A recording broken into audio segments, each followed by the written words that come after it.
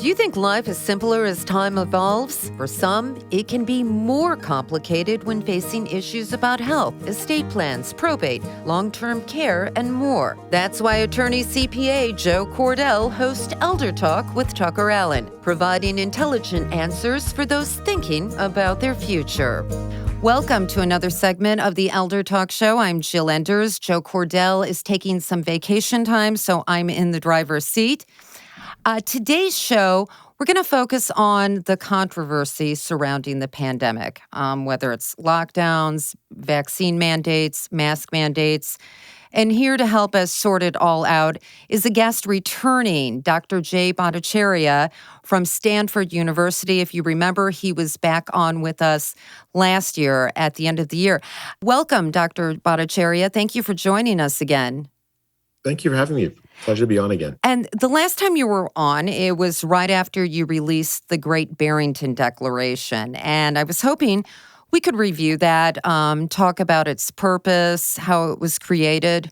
Sure. So last year around this time, I was looking at the data alongside a couple of my colleagues. One is Martin Kulldorff, who's a professor of medicine at Harvard University, and Sunetra Gupta, who's a professor in epidemiology at Oxford University. Okay. I mean, I think we come at the data and the pandemic from slightly different angles because of our different disciplinary backgrounds. We met at Great Barrington, Massachusetts to sort of discuss what the right way to manage the pandemic is. Hence the name. Right. Great Barrington Declaration. In early October, all of us saw that there was very likely going to be another wave of cases. Right. What had happened before the summer was just like here. We'd had a big wave of cases in the South in the summer last year in the United States, and it had declined. It looked like it had hit a low, but it really looked to us like that was a lull before a huge storm of cases in the winter. Sure. This is a seasonal virus, and it comes in the winter. It's probably its biggest season, especially in the north. In the northern hemisphere, that's been the case. Actually, one of the reasons why you're seeing cases in Australia is because it's the winter there. Okay. We looked at what the lockdowns had done, and I had been arguing for a while that the lockdowns are incredibly harmful to the health of the population. We can talk about that, but especially to the poor, for children, it had kept them out of school. People with cancer skipped their treatments. Right. People with diabetes, older people with dementia didn't get care. It was a devastating effect on these lockdowns that have been implemented in the spring of 2020 and to some extent the summer of the many states and other places have been devastating the health of the population. And economically. Absolutely, economically too. But if you just cared about lives, the rhetoric at the time was, well, we should only care about health. But even by that standard, the lockdowns were harming health. And the economic effects. If you look in the poor countries of the world, it had an even more devastating effect. It's the evidence that's come out. It's like almost 100 million people around the world thrown into dire poverty. $1 a day of income, right? With 90 million people thrown on the brink of starvation.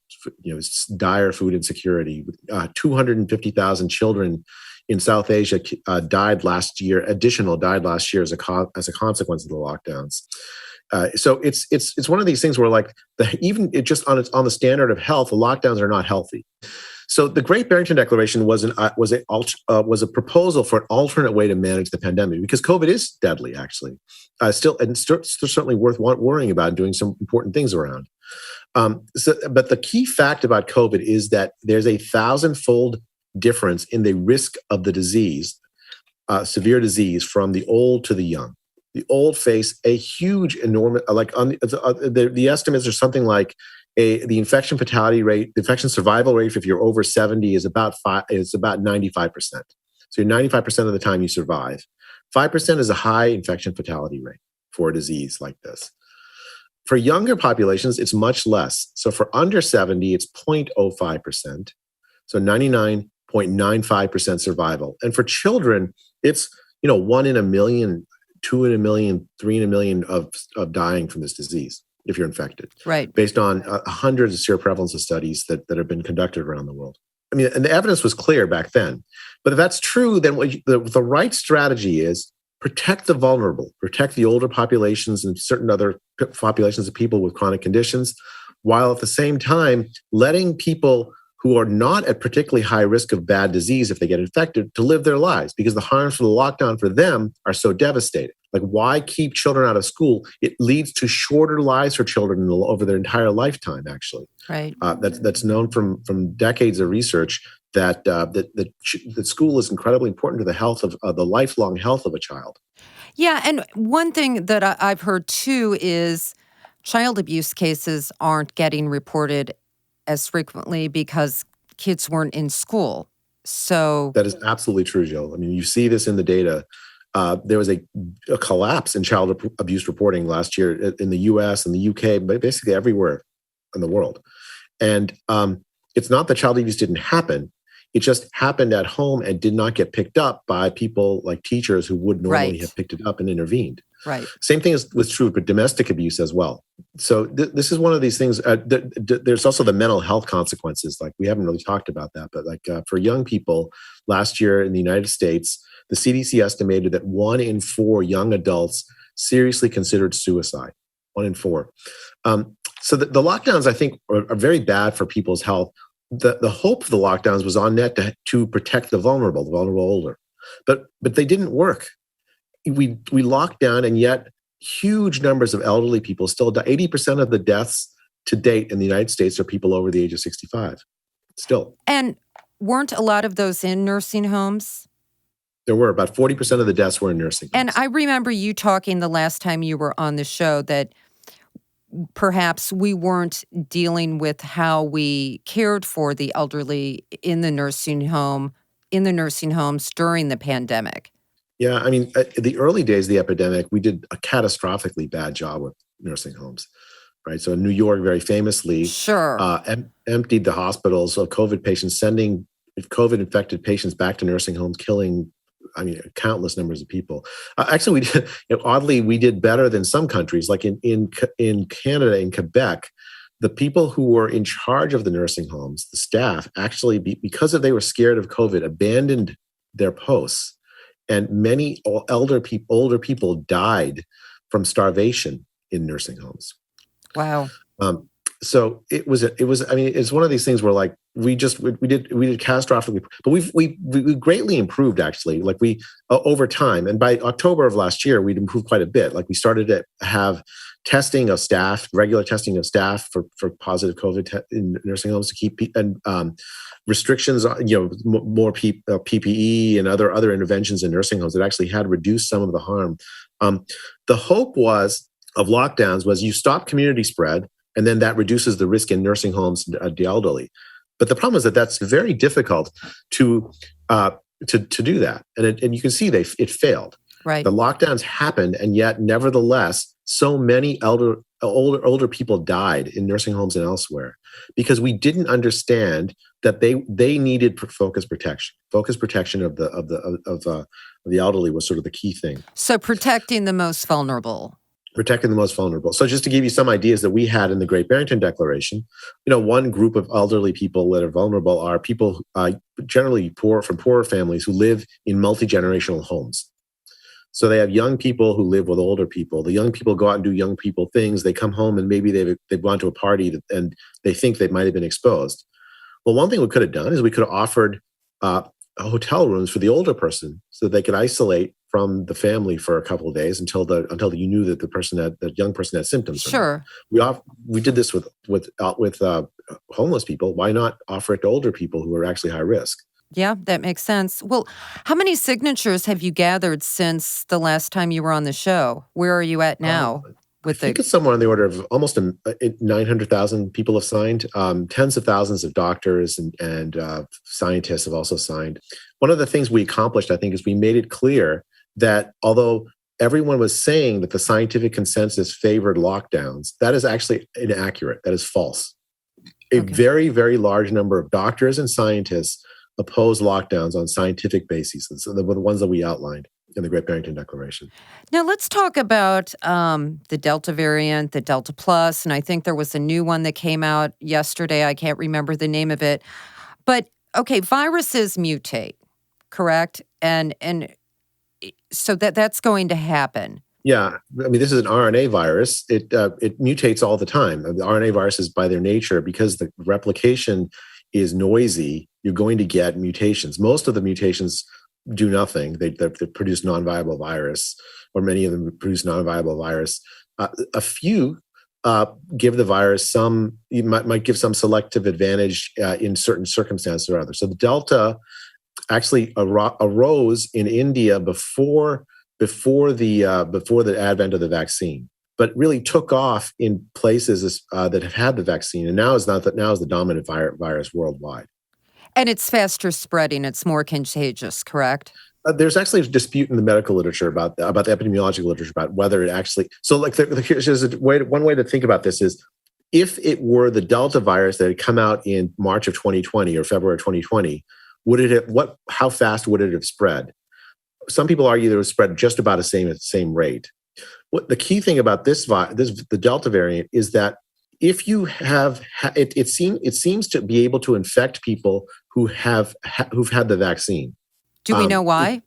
It's a random mutation that allows it to avoid, at least partially escape the infection blocking properties of the vaccine, but also it can also potentially infect people who've previously had the virus. But I think mostly it spreads among people who are neither vaccinated nor have recovered from COVID.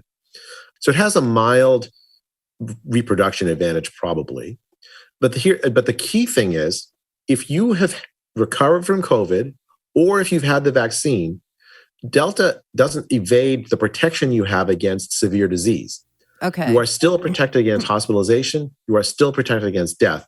And in fact, the fatality rate from Delta in the data from the Public Health England seems to indicate that it's actually less deadly than the Alpha variant. Now, typically when a virus mutates, each time it mutates, does it get weaker, or is there a possibility it could become more deadly? Mutations, like I said, happen all the time. Most of them don't do anything to the virus capabilities. Natural selection may select viruses for certain features, the mutations for certain features. And it depends not just on the virus itself, but the environment in which the virus is competing. So the Delta emerged in a place where a large fraction of the population was protected, either by vaccine-mediated immunity or by recovery from natural infection. Okay. And in that environment, it has apparently a selective advantage. The selective advantage does not include making it more deadly. As we said, the evidence is that it's less deadly. Okay. But it seems to spread, I think, likely at a slightly higher rate. Would it have spread at the same rate as the Wuhan virus in 2020 if it had emerged in 2020? That's a little hard to say. And I said there's a debate in the epidemiology community about that. Let's talk about the Spanish flu back in 1918. Now, that pandemic lasted, 2 years? And, back then we weren't as medically advanced as we are now. But it did fade away. How did that happen? Can you explain the science behind that? Sure. It's herd immunity, right? So the Spanish flu was an H1N1 flu virus. Which is still around today. Yeah, the H1N1, some variants of that are still. In fact, the 2009 flu epidemic in the United States was an H1N1 virus. Okay. Unlike then, so in 1918, there was a very large number of young people who had not been exposed to the H1N1, and because of that, they did not have sort of immune protection against it.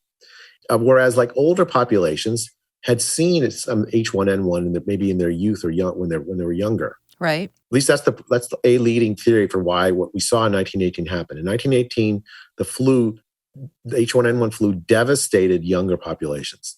It hit, unlike COVID, which as we said, it hits older people. It killed millions and millions of young people, whereas it's relatively speaking spared older people. Okay. And so the theory is that the younger population was immune naive because for whatever reason they had not been exposed to an H1N1 variant of the flu, whereas the older populations had some exposure to it before, so they had some immune memory. The reason it died out is herd immunity, right? When if a sufficient number a fraction of the population becomes immune or protected against a virus, then slowly the virus no longer has the resources, like you and me, basically, where it can infect and spread so easily. And eventually, each person infected infects one or fewer people. That doesn't mean it's gone. It can still, we still get H1N1s Right. pop up every once in a while. It just means that it's unlikely to produce a vast epidemic as long as sufficient fraction of the population is protected. And with the flu, we have these vaccines. They're not perfect, but they can provide some protection against severe disease, which is really nice because now, as long as you have a good guess about what the flu is going to look like, you have this mechanism of protecting the population against it, even if the population is somewhat immune naive to start with. Doctor, the last time I had my physical, which was probably about 10 months ago, I saw the nurse practitioner at my doctor's office, and she was going through the typical line of questioning about my health. And I told her that I rarely ever get sick. And our viewers know I like to brag about that, how I never, ever get sick. The last time I had the flu was February of 2008, and that was really a bad one. But I don't. I really don't. And I'm not doing anything special. I'm not jogging 5 miles a day, taking 20 supplements, drinking herbal tea, or anything like that. And she asked me what I did for a living. And I said, well, for most of my career, I have been a news reporter out in the field covering stories. And she said, that's probably why you don't get sick, because you're exposed to a lot of people. And I can't help but wonder if the lockdowns hurt our immune systems because, we're not being exposed. Could this somehow weaken our immune systems, with the lockdowns, all the social distancing? I think there's a lot of evidence that that's likely true, right? So, for instance... And I'm not talking about the most vulnerable. I'm talking about just, typically healthy people. I think that's true. I mean, a population that's immune naive, that basically has not had experience with being exposed to pathogens and recovering from them.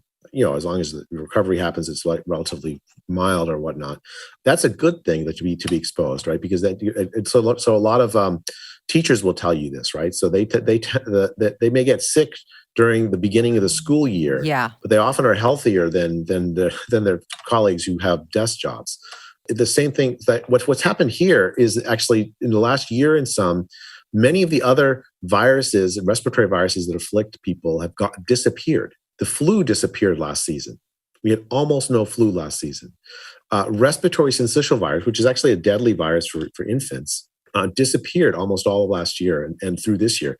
It's come back in spades this year in the summer, out of season. Normally it's a winter virus. Right. And so that's why we're seeing like this big increase in hospitalizations of pediatric hospitalizations this year.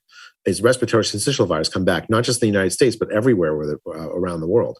We're seeing the RSV come back out of season. And that doesn't have anything to do with masks, because obviously infants aren't wearing masks.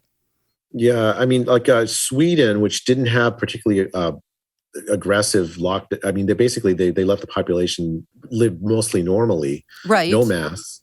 RSV disappeared there also.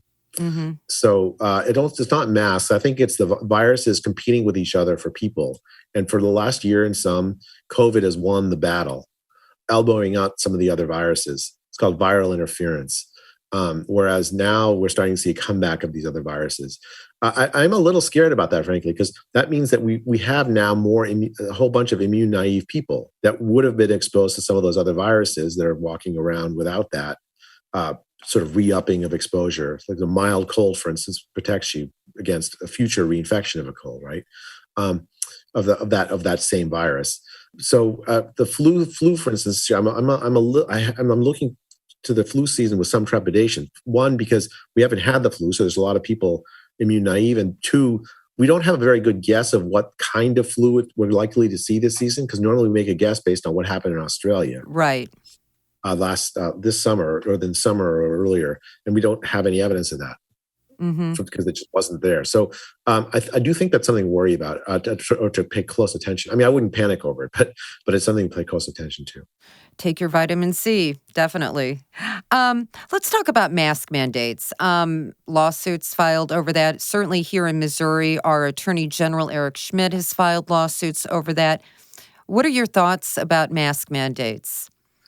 Actually, I'm advising that lawsuit that Derek Schmidt's, that the Attorney General filed. I think the mask mandates, most of them are focused on schools, Right. right? So to require children to wear masks in schools.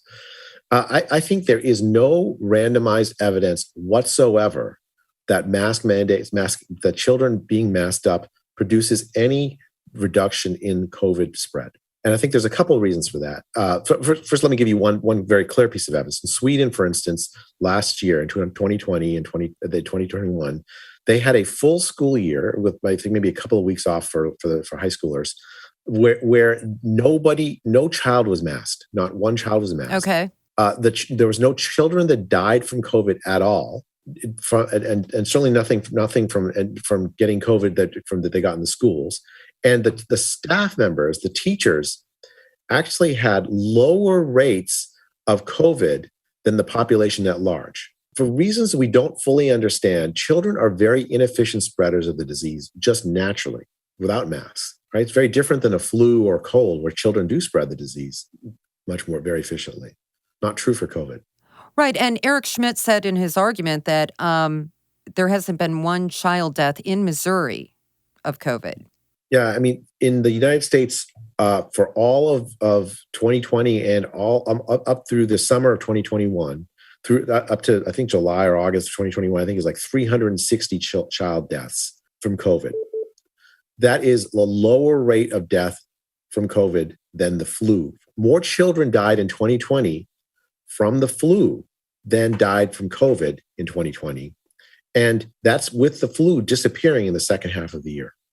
And, Missouri has been setting up these monoclonal, if I'm saying it right, antibody infusion sites to help the most at risk. Can you explain that treatment? Sure.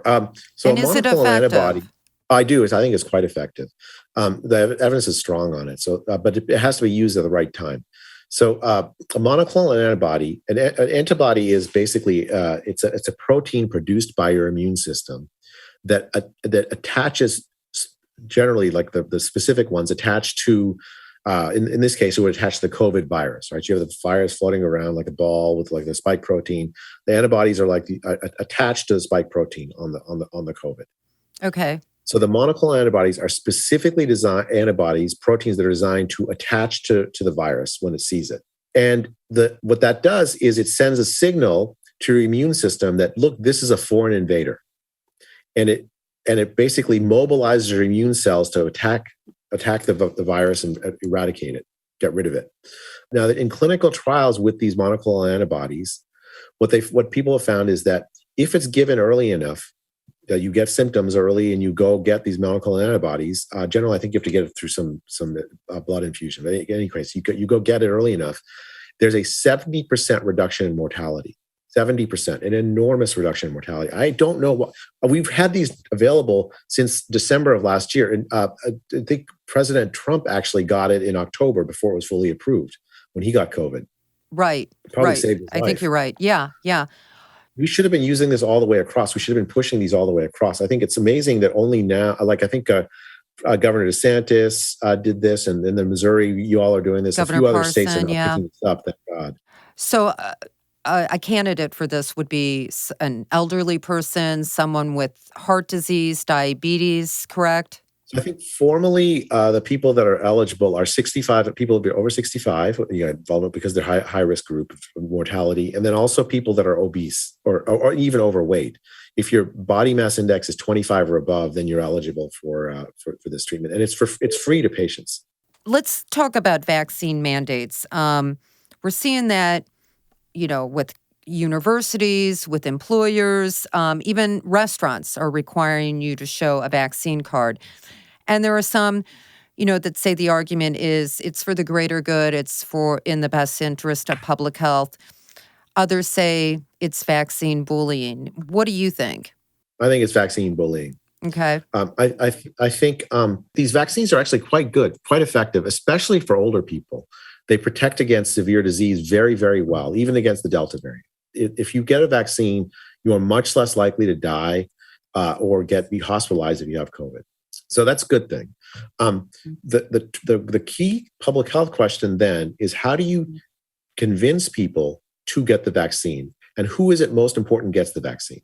Well, if you apply the principle of focused protection, the most important population for the vaccine is older people and people with certain chronic conditions that are high risk if they get infected. So we should do absolutely everything we can to persuade them, as like normal, rational adults, that is in their interest to do it. And how do you do that? By communicating to them what the benefits are, what the risks are. Honestly, where you point to the data and say, here's the because this is not like any medicine. Every medicine has benefits and costs. Like there's side effects with everything potentially, right? It's always in medicine, always a balance of, do the benefits outweigh the potential harms? Right. And for the people that are vulnerable with the vaccine, there's no question. Even with questions about whether the vaccine may have these certain rare side effects that we've identified some, on net, COVID is much worse for the older population, right? So the vaccines are a fantastically good trade-off. You get the protection against COVID at a very, very small and a very, very low risk of some certain side effects like blood clotting and stuff. It happens, but it's very rare in the clinical trial. So you tell people, here's the data, here's what you're, and let doctors talk to their patients about this, because the patients trust their doctors more than they trust someone they see on TV, I hope. I think that's the right way to convince people to get the vaccine, to treat people like adults.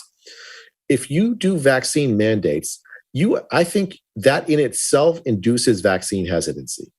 There's a certain group will say, well, look, if it's so good for me, why do I need to be forced to take it? Right. And you don't convince them by taking their livelihoods away, or you can't have a job unless you get the vaccine. You can't go to school, go to a restaurant. You can't go to school. You can't fly. You can't participate in normal life. It's by the way, it's hugely discriminatory. Vaccine hesitancy is very high in the African American population, and what that means, if you do a mandate, is that a very large fraction of the African American population is not allowed to go to restaurants. They're not allowed. Like in New York City, that's true. I think it's like something like 50-60% of the African American population is not. The way to convince everybody is by treating people like adults and telling people here's what the data show, and let them make good choices on the basis of that. If you want trust in public health, the public health officials have to both trust. It's a two-way street. You have to trust the public, and then the public starts to trust you. If you indicate to the public that you don't trust them by putting forward coercive measures like vaccine mandates, you're gonna blow that. You're gonna end up with the public not trusting public health, and I think that's what's happened. Well, and I think too, it's not just the side effects after you get the shot. I think people are also concerned about the long-term effects. Is something going to happen 5 years from now? Are you concerned about that? I mean, it's possible, of course, because we only had the vaccine since middle of last year sometime. Right, it was fast-tracked. Yeah, so it's possible there are long-term effects. I'll say this: I think the vast majority of vaccines that I've studied. In fact, I'm trying to think of a counter example, but certainly I think most vaccines, the side effects happen within the first month, or actually the most commonly happens in the first 15 minutes. You get the allergic reaction kind of side effects. But then, within the more severe ones happen within the first month, and we have seen, for instance, a higher rate with the Johnson & Johnson vaccines of blood clotting, especially in younger women. And we've seen higher rates of myocarditis. Myocarditis is inflammation of your heart muscle. Sure. Especially in young men and boys after they get the vaccine. Something on the order of 1 in 5 to 1 in 10,000, I think, in the Israel data. So you get these side effects that we've identified using careful tracking, careful monitoring. The scientists are continuing to do the monitoring because it's still possible that there are stuff that we haven't found. And in fact, it's easier to find, weirdly, things that are rare than things that are with a bad. So, like, for instance, if you're looking for heart attacks, right? Well, heart attacks in older people is much more common than in young people. So if you see a spike in heart attacks after the vaccine for young people, well, it's probably the vaccine. It's harder to detect this, even if there is a spike, that same spike in older people, because there's this background of so many heart attacks. Sure. So you have to do very careful statistical work to sort of tease out the signal from the noise. And people continue to do that. I'll say this. I think it's possible we will identify other side effects, not long-term ones. That seems unlikely to me, but short-term, even severe ones. For older people, COVID is so bad that I think it's worth the risk. The vaccine side effects would have to be so bad that they would overbalance the protection you get against COVID. Okay. And I just don't think that's going to be the case for older people. The vaccines are likely to be a good idea basically for the rest of the time, unless they previously had COVID and recovered from it when they're younger. Now, what about just letting it run through the population? And again, not talking about the most vulnerable. What would happen? One of the ways that people attacked the Great Barrington Declaration was to say that that's what we were in favor of. We're in favor of letting it run the population. I'm not in favor of letting anyone get a disease. I'm in favor of nobody getting a disease if possible. I think the question is the balance of the harms and the risks, right? So on balance, lockdowns harm younger people who are not vulnerable to COVID. So restricting activities of young people to protect them against COVID is a short-sighted intervention, because at best you get a reduction in COVID risk, but the harm is you skip cancer screening, you don't get schooling, you don't get all of the harms we talked about. So it's not a question of letting it rip, it's letting people live their normal life without fear, without causing undue fear. That's the right way to do it. That's the ethical way to do it, because otherwise you harm them. You cause fear, you cause all the lockdown harms. The population at large, I think the right thing is you disrupt society as little as possible while you protect the vulnerable. Okay. In last year before the vaccine, it was a challenge to do that. Like you had to specifically think about how to protect nursing homes, think about the situations older. Well, it was also new. We were learning, Yeah. But with the vaccine, you have an opportunity for perfect focus protection. And we kind of actually did that. We prioritized people for the vaccine who were older first. Most places did. Mm-hmm. That's focus protection. That's because that understood correctly who was at most risk. Gotcha. But now that we've done that, now that 90% of the older population is vaccinated in the United States, what is the argument for a lockdown? The lockdown didn't actually work. It didn't actually protect people from getting COVID, right? It's like vast numbers of people, nevertheless, despite the lockdown, got COVID. So it was ineffective. It had all those collateral harms. Right. It didn't protect the vulnerable. And now we have protected the vulnerable with the vaccine. There is literally no good argument for a lockdown now. There wasn't a very good argument before last year. And I don't think there's any good argument. There's literally no good argument now. Now we're coming up on the 2-year mark for the pandemic, which is as long as the Spanish flu pandemic lasted. Do you think COVID-19, that pandemic's going to last longer? I mean, by some measure, it could already be over. But it depends on what you mean by pandemic, right? So what you mean by pandemic is lots of people get the disease or get infected, right? Then it's not over. The COVID by that measure will be here forever. There'll always be people getting COVID. It's just part of one of the 200 other pathogens that affect humans. Is it causing massive death on the scale as it did in March of 2020 in the older population? The answer to that is no.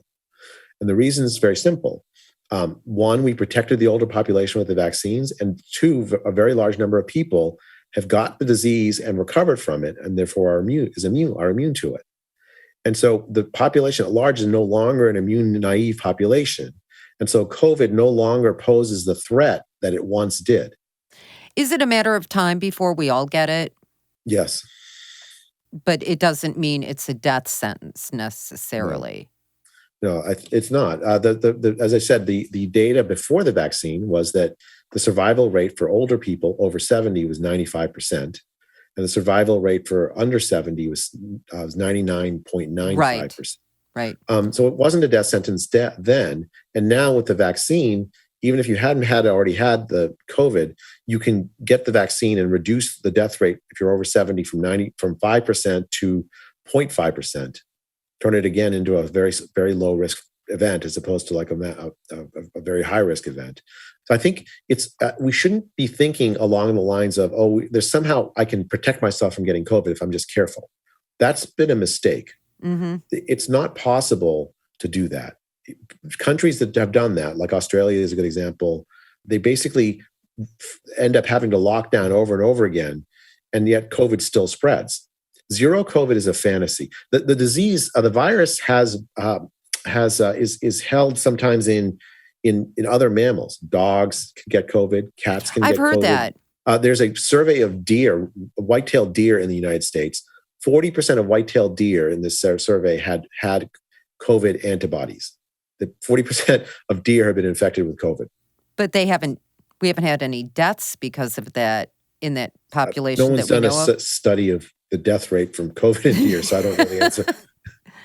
But the point is that if you have an animal reservoir, you can't eradicate the disease. This is not a kind of disease, a virus that can be eradicated. We've only eradicated a single human disease, a viral disease. It's smallpox.